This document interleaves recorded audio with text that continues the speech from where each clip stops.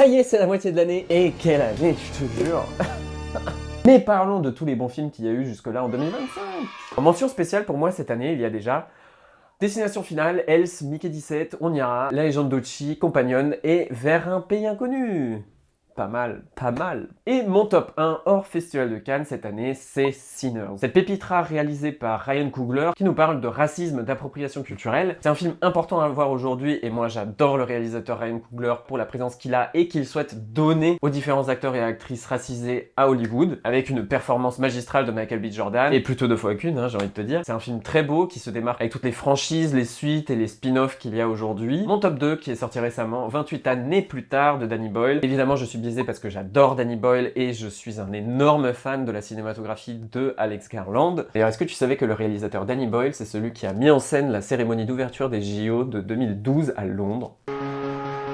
Voilà, petit fun fact donné, c'est pas cher et c'est gratuit. Ce film m'a beaucoup surpris aussi parce que c'est une suite et en même temps, ça reste une idée originale dans le propos qu'il a envie de donner. Et je trouve que ce film brille par la quantité d'idées et d'extravagance qu'il souhaite offrir aux spectateurs, que ce soit par les plans complètement hors contexte qu'il les ajoute dans le film, ou que ce soit par un traitement des personnages complètement absurde. C'est un film un peu comme Sinners, très généreux en idées et qui propose plein de choses nouvelles, avec un tournage exclusivement fait à l'iPhone, mais aussi avec des plans très originaux à la Matrix comme ça. Osons les choses, osons les films de genre, osons 8 femmes, France, été 80. Et mon top 3 de la première moitié de 2025, c'est L'amour c'est surcoté. J'ai trouvé que c'était un film sincère et bienveillant, avec beaucoup de fragilité dans la mise en scène et dans l'écriture. J'ai beaucoup aimé les performances de Hakim Gemili et Laura Felpin. J'ai ri du début à la fin. Faut y aller évidemment avec beaucoup de gentillesse. Pour moi, c'est un film de date parfait parce qu'il passe par toutes les étapes de malaise dans le début d'une relation amoureuse. Tu sortirais avec un mec qui me ressemble, genre un peu à la même tête?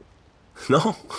Bah, moi non plus. Et en même temps, ce film va aborder des vraies thématiques comme le deuil, la disparité des classes sociales en France, les difficultés qu'on peut rencontrer dans les relations amoureuses. J'ai trouvé ça très charmant, très sincère, donc forcément je le mets dans mon top 3. Je pense que cette année 2025, au-delà des films, était surtout forte en série. À toi de me dire ce que t'en penses.